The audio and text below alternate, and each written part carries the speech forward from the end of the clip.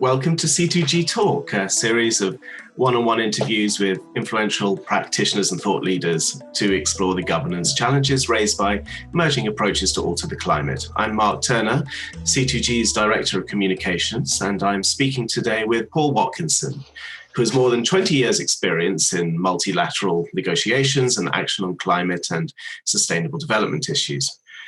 Mr. Watkinson served for many years as Chief Negotiator of France on international climate change issues and was a member of the steering committee of COP21, heading the climate negotiating team and contributing to the development of the Paris Agreement. He was also chair of the subsidiary body for scientific and technological advice of the UN Framework Convention on Climate Change for 2018 and 2019. And a member of the Bureau of the COP for those 2 years. As such, he worked closely with the other presiding officers to put together the package of decisions adopted in Katowice in December 2018 that constitute the rulebook of the Paris Agreement, as well as other decisions and conclusions to implement the Convention and the Kyoto Protocol. Welcome, Paul Watkinson. Welcome. Thank you for the chance to talk. So after 20 years in climate change diplomacy, what grade would you give our multilateral system in responding to the climate crisis? So I think a very honest assessment has to give us a fairly low grade because we are still well off track. At the same time, we've given ourselves a significant number of tools to help us to get in the right direction. In particular, with the Paris Agreement, we have all countries in the world essentially on board in putting in place climate action. We, of course, had one major country, the United States, leave the Paris Agreement in the past few weeks, but in theory coming back in 2021. Of course, the level of action that countries are taking is still too low. But I think we've given ourselves a framework. The key thing is how to use it well, how to ramp up ambition, accelerate action, to give us a chance of keeping within those targets. And of course, to deal not only with the emissions, but also with the impacts of climate change, which are going to happen. They're already happening, and we will have to deal with. And do you think your assessment is widely shared in terms of in the climate community, how people feel about what's worked, what hasn't worked in our climate system? Well, I think I would be amazed to meet many of my colleagues who would say that we've achieved everything we could do and we're in a perfect situation. Of course we're not. We're in a situation where we're probably on track to at least 3 degrees of warming on the basis of current policies. The question is how to correct that, how to give us a chance of coming onto a much faster track. And I think the very interesting thing at the moment is we've seen a series of announcements, of course, the European Union looking very hard at how to get to an agreement on at least a 55% reduction by 2030 and carbon neutrality, climate neutrality by the middle of the century. We've had China make an announcement a couple of months ago on seeking neutrality by by 2060. Japan, South Korea, a number of other countries making similar targets. And of course, we're looking to a new US administration to come in. That makes a very interesting dynamic. What matters, of course, are the pathways and the policies we put in place in the next few years. That's where we've been far too weak. I think we have the framework to track, to follow, to work together, but we need to strengthen the action. I think that is the key challenge we've all been looking at. And that's about political will. It's about the decision to move forward. And that's why I think we need to build on this dynamic and particularly the way in which the recovery from the COVID-19 crisis creates opportunities for investment in infrastructure, in new areas of technology and development and types of collaboration. It's an opportunity we can take or squander. And I think it's the taking it which is going to be the key test of what we achieve in the next few years. And so given those dynamics that you've identified, what do you think the mood music, in a sense, will be during the 5-year anniversary of the Paris Agreement this December? Well, I mean, again, I think it has to be, how do we move forward? It has to be looking towards we're going. It's not the time to celebrate having adopted the Paris Agreement 5 years ago. The Paris Agreement is, in my view, a very, very important framework to help us to move forward. but it hasn't solved climate change. It wasn't the aim of it. It's saying we have to fill, and it's what we put in it. It's what each country puts in the Paris Agreement that makes a difference. It's raising the ambition for 2030 to put us on a pathway to climate neutrality. It's seriously getting to the climate neutrality by the middle of the century. Of course, we'll need to talk about moving beyond that to negative emissions, which I think is part of our discussion coming up. And of course, it's working together. It's the collaboration. It's the solidarity, in particular with those who are dealing with in the front line of the impacts of climate change, the most vulnerable, and in particular the poorest amongst us. So you mentioned net negative emissions. Given insufficient action on emission cuts, the IPCC, the Intergovernmental Panel on Climate Change, has noted in its reports that large-scale carbon dioxide removal is also needed to avoid catastrophic global warming. Why do you think there has been so little relative discussion of this so far? I think the focus has to be whatever we use in terms of negative emissions technologies, the focus has to be on getting our positive emissions down to zero or as close to zero as we can. And I think it is vital that that is our starting point. If we tend to look, and maybe the Kyoto world, take us to some years ago, took us to a view we could put all emissions and absorptions on the same level. It doesn't matter where we reduce emissions or when. And if you're making a 5 or even a 20% reduction, that's probably a reasonable way of seeing it. If you're going to zero, you need every bit of your emission profile to go down. Your energy systems need to be decarbonized totally to produce electricity, to our transport system, housing. We just need to bring those down to zero. And we need to get there in the next few decades. We need to look at industry. Now, some industry we can go down to zero because it's primarily about the use of energy. Others, there are real challenges, particularly where there are process emissions involved. And of course, then there's agriculture, forestry, land use, which have the dual characteristic of being sources of emissions, and sometimes will be affected by climate change in the future, and that creates uncertainties, but also are sinks, which can absorb carbon dioxide. So we need each of these to come down. So I think the fact that we are focused on those reductions is vital. I think that is the starting point for this. The question is, how do we go beyond that? And I think the question now, particularly as we start to look to 2030 and into the 2030s and towards the middle of the century, is what is the space for negative emissions technologies and carbon dioxide removal as we start to think in a large scale. The IPCC is telling us we will need these technologies. How and when do we start to talk about their coming in, and which ones are ready? Which ones raise serious challenges, in particular trade-offs with other policy aims. We need to start to look at these in a serious way.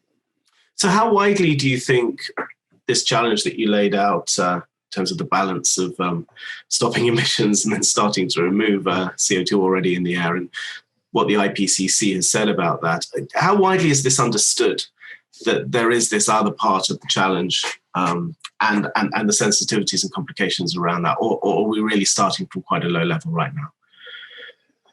I think it's something which is becoming part of the conversation in a much wider way. As I said, if you go back to the type of conversations we were having 10 or 15 years ago with the implementation of the Kyoto Protocol, offsets were seen as something to balance what I can't reduce my emissions now, so I use an offset. That sort of logic is not the logic we need as we move down to net zero by the middle of the century, and then into net negative emissions. We will need to work out how we get everything to zero, and then how we take those negative emissions forward.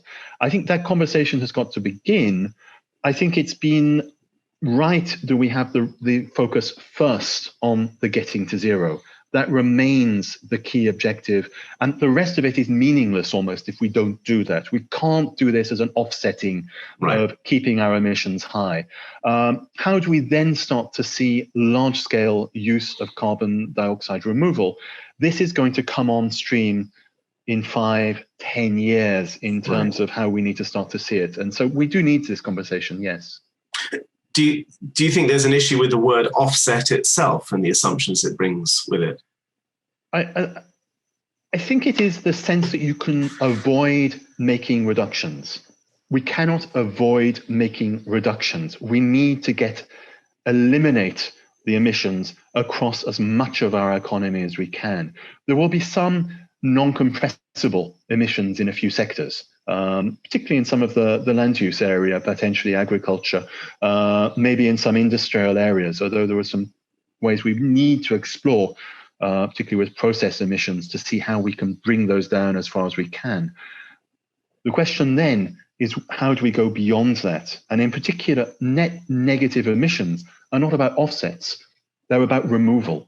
And the type of conversations we've had until now, particularly about how we could finance or track or even incentivize these type of activities, are simply not adapted to literally drawing carbon dioxide out of the atmosphere, either mechanically or by large-scale biological means. They're taking us into new territory, and I think we need to sort of.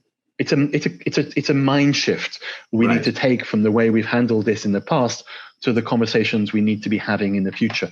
I don't think we've made that shift yet, but we need to start preparing it. So how ready now, or when might the UNFCCC process be ready to seriously consider large-scale carbon dioxide removal as part of the suite of activities?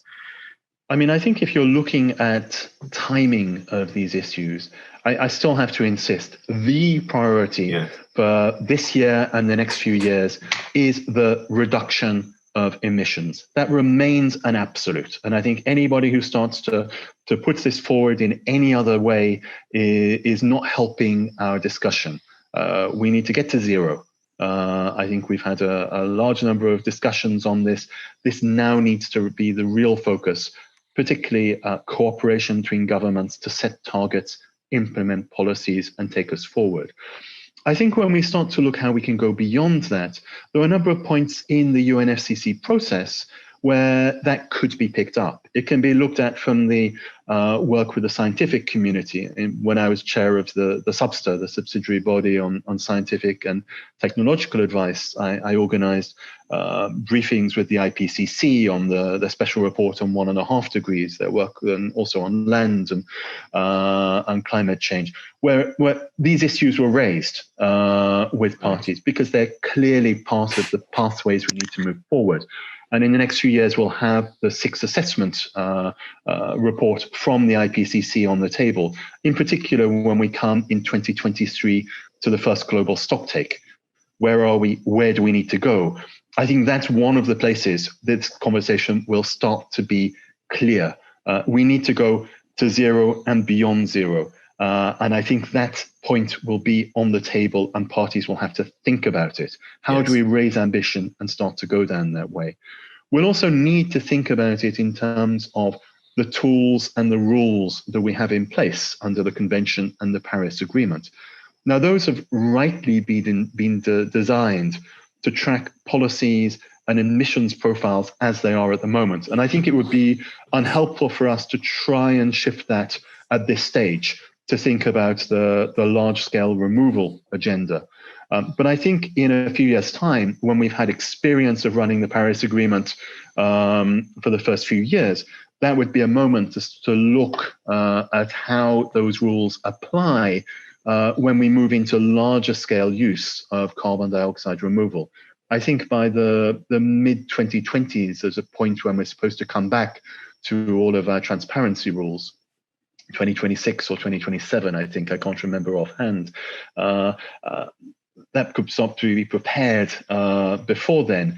But that's the point we could see, are we actually able to do the tracking and the verification we would need over time? And in particular, we could start to look at the type of tools we would need to incentivize actions of this sort. So I think there are stages we need to go through. I think we've got a priority at the moment, which is elsewhere.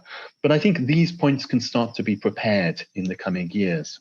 And as we start to move towards those stages, as you described them, can you identify any sort of specific or unique challenges to carbon dioxide removal governance challenges that international decision makers are going to face, which perhaps new kinds of challenges or... Yeah.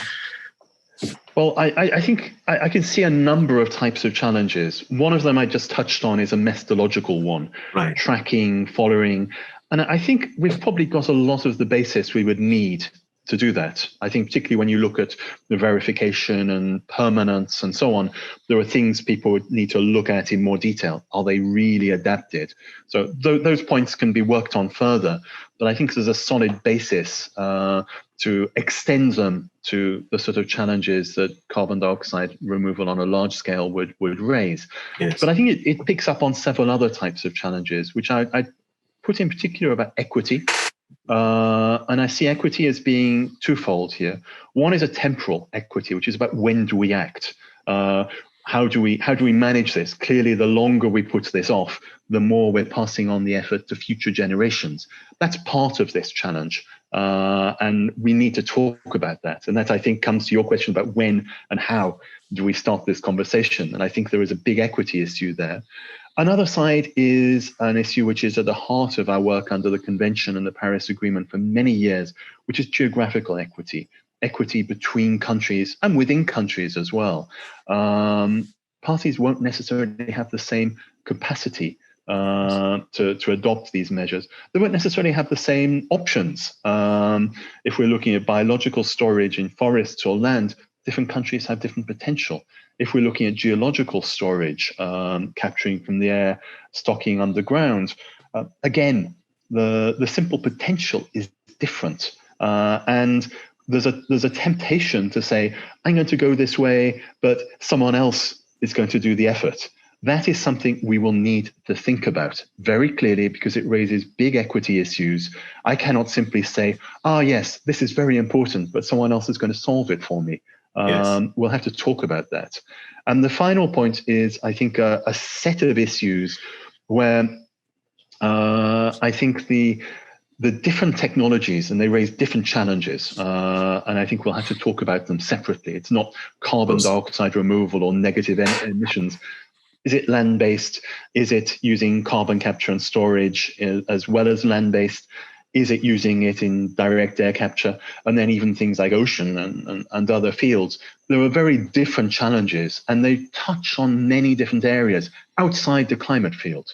Clearly, if we look at large-scale bioenergy with carbon capture and storage, for example, we're looking at issues for food security. We're looking also at issues for human rights, particularly with local communities, indigenous peoples, and the impact of such policies on them. And there are other interactions too. Those will need to be looked at in a coherent way. There can be win-win solutions, but there can also be lose-lose solutions in some of these fields. Particularly if these technologies are not used in a sustainable and a long-term way. And we'll need to think about which technologies are ready over time. So I think there's a range of challenges which are coming forward. And some of them I think we can deal with already. Some of them we're talking about in different fora. I think the Convention on Biodiversity has touched on some of these in recent years. Other areas have thought about how to address some of these challenges, but we don't have a coherent way of doing so, and we certainly don't have a cross-cutting way of doing so, which has shown us a way forward. So with that in mind, do you think there could be a role for some kind of, at least for the time being, for a while, a new international, informal, collaborative forum to start getting to grips with these issues, which bring together some of the key actors to talk about this? Well, I can understand that it might be helpful. I don't have a view on it, and I'm expressing a purely personal position throughout this interview, obviously. But I think this is these issues need to be prepared. The scientific communities through the IPCC can give us the information on what options exist, what challenges exist. Other bodies such as IPBES can give us a view also from the biodiversity point of view. That's a very useful input, but it doesn't tell us how we might take it forward. So I can see that having spaces where we can explore this can be helpful. I don't think there's a single space where all of this will be handled. And I don't think the UNFCCC is the only space where this will be talked about. But I can see maybe, and I think the idea of a forum, if I understand it, is to have a sort of space where a number of key players can come together and link in to some of the different conversations which are moving forward. Sharing that information can undoubtedly be a helpful thing in the next few years to prepare some of the more complicated discussions in the formal fora which will be needed. I can see that as being something which could help us in preparing that. And in those preparations, what kind of actors would need to be involved? Well, clearly a number of actors from governments around the world would need to take part, since governments are the major actors, particularly in terms of regulation and action in this field. But it needs to involve civil society. It needs to involve representatives of different groups around the world who've got concerns about this. It needs scientific communities to feed in, to bring their expertise. And I can see quite a number of fora at a multilateral level, clearly the Climate Convention, but the Convention for Biodiversity, the different fora which are talking about oceans or management in those fields, areas talking about food security, the FAO, other fields in organizations in such fields. I can see many different actors have something to bring to this conversation. And quite often, the challenge is to get the right people around a table to have the right conversations. You can get the wrong people, and you can have a very interesting conversation, but it doesn't take you anywhere. And I think if there were a space which could bring some of the right people around the table, that could help to prepare some of the conversations which will go on in these different spaces then as they move forward. So, for example, you mentioned CSO, civil society. What would constitute the right people in terms of bringing civil society on board for a discussion like this? I don't think it's for me to say exactly how you can represent the whole of civil society. You can't. Right. Obviously, there are large-scale civil society organizations, but you also need to make sure you get a geographical balance within there.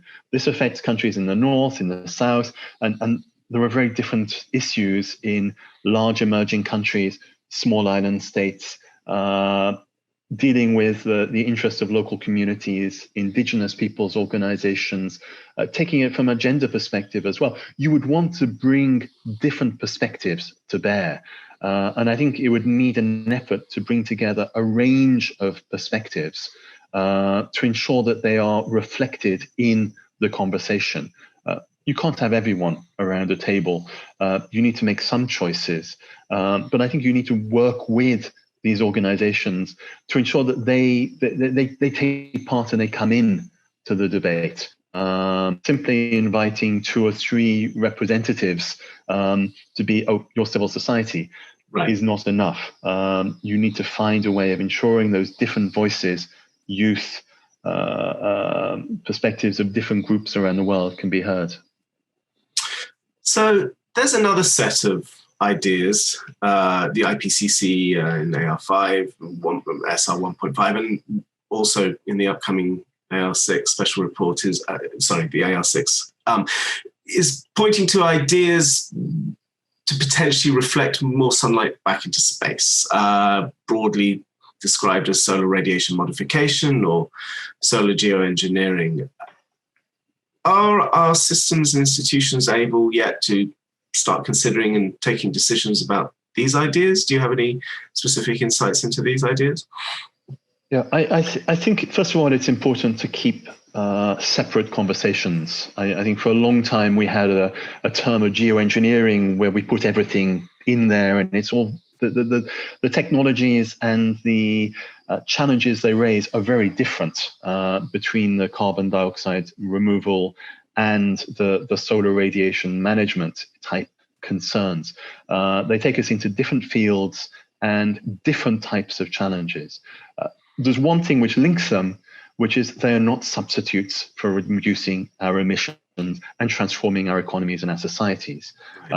One of them, on carbon dioxide removal, is undoubtedly something we will have to tackle to give us a chance of really staying below 2 degrees or 1.5 degrees.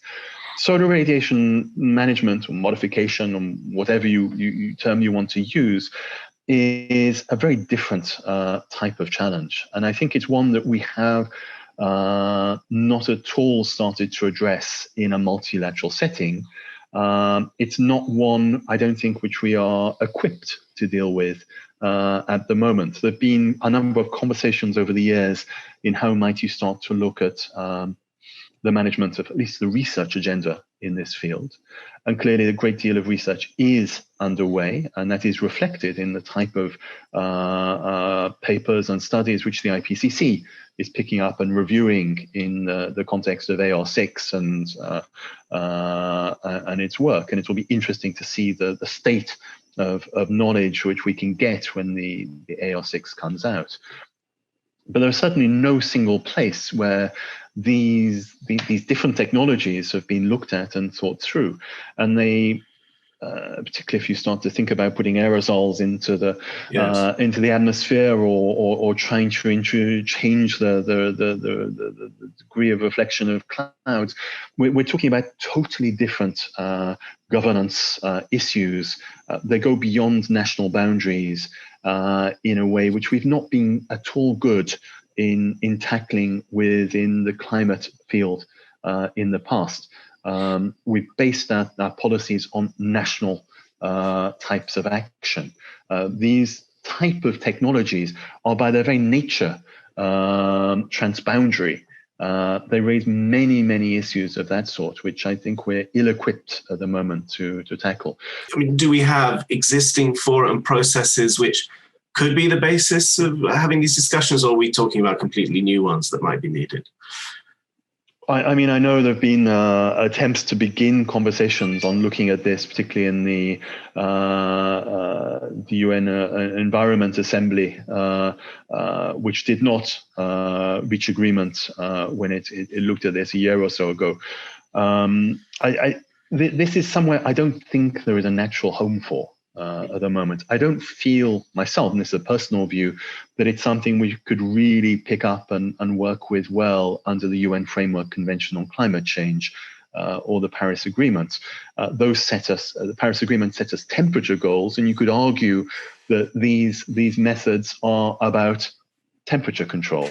But they take us into so many different issues of well, I mentioned equity before, but I mean, certainly you're talking about long-term reliability of these methods. You're talking about the impacts which potentially are disrupting the climate in their own right, an impact on rainfall patterns, impacts around the world, and serious problems in case of if we don't maintain these technologies and these interventions over time. Those are the type of challenges which we've not had to deal with so far, and I think those would require us to think very seriously how and if the international community wanted to manage them.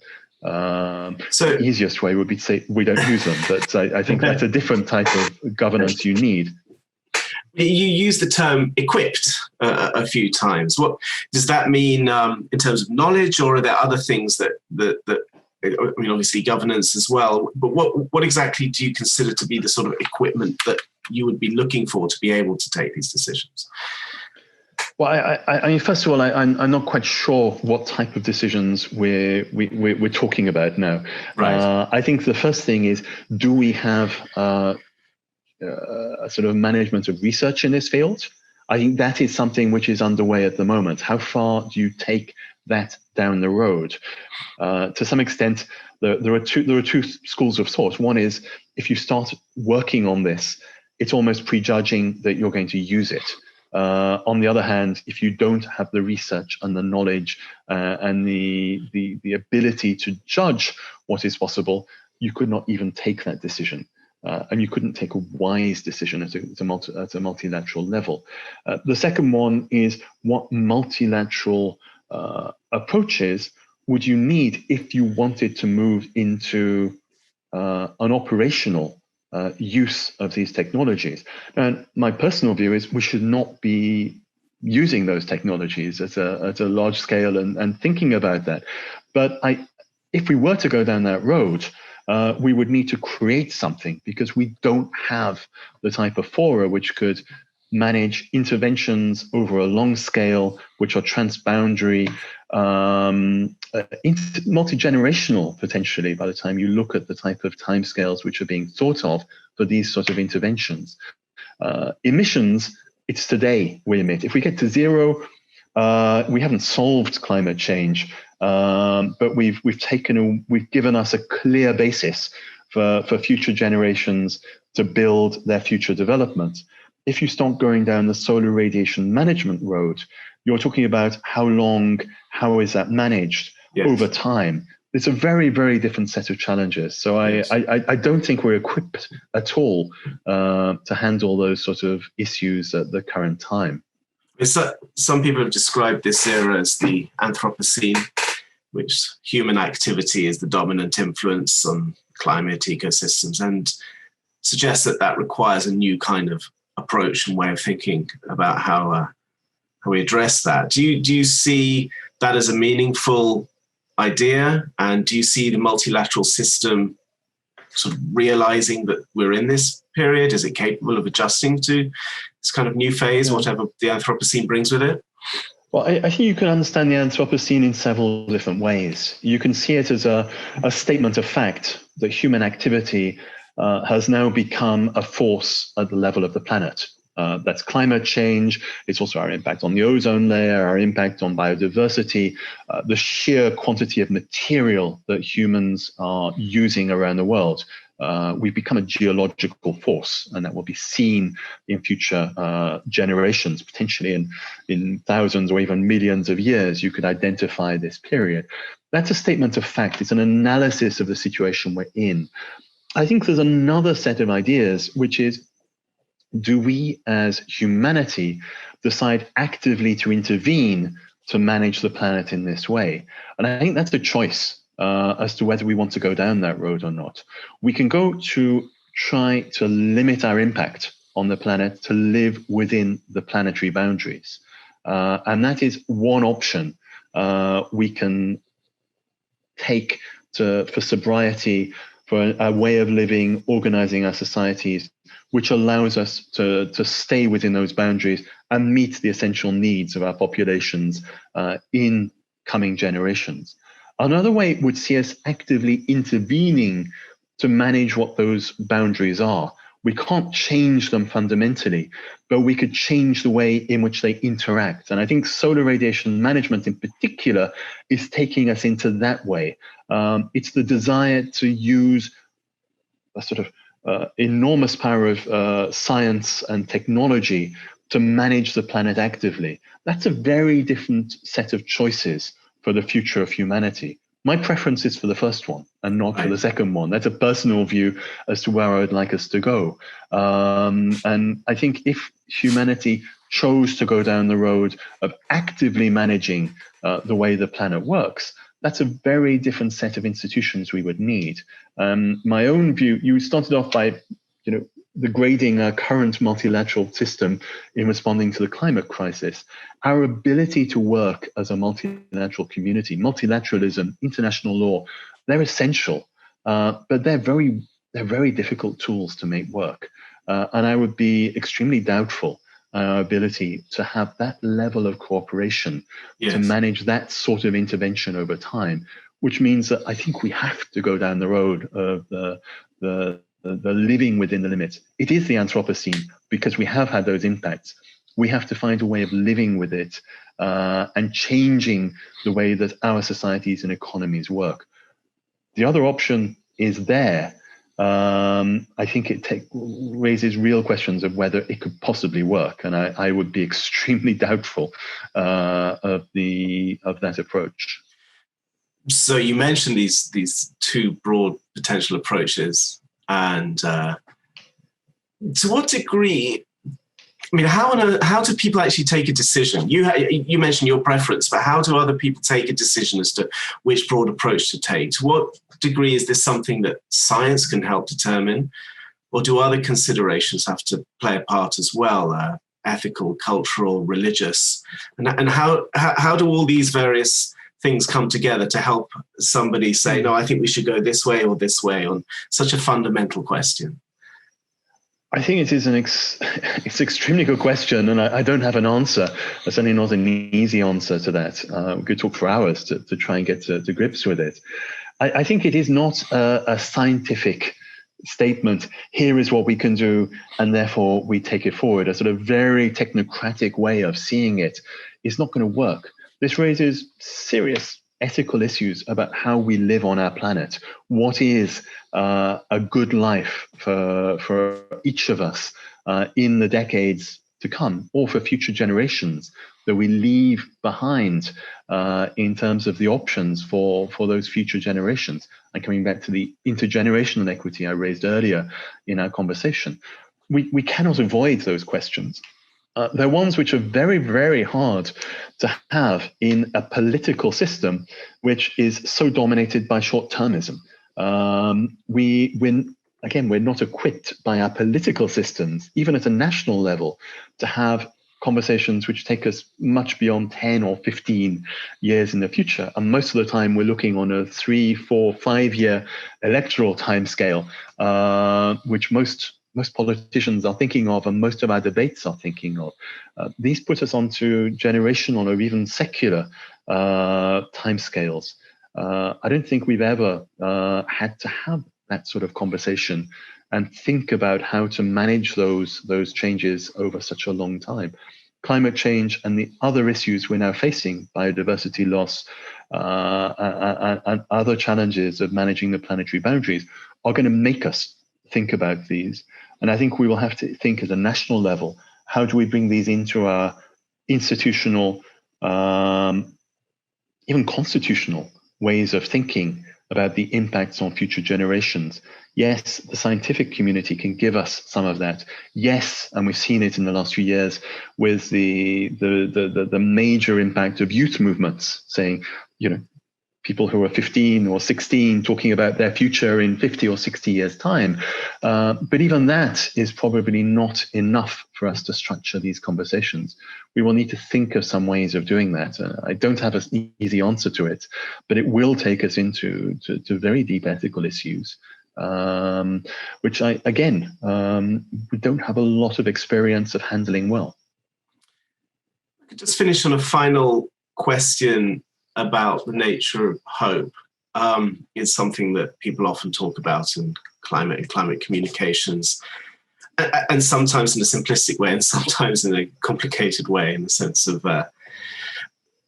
whether you need hope or not, and how you might maintain hope, but whilst also being honest about the scale and nature of the challenge, i.e. not slipping into what some describe as hopium or a more simplistic view of hope. How do you manage that emotionally? What do you suggest to other people working in these difficult areas? How you keep realism and enthusiasm and hope going together? Okay.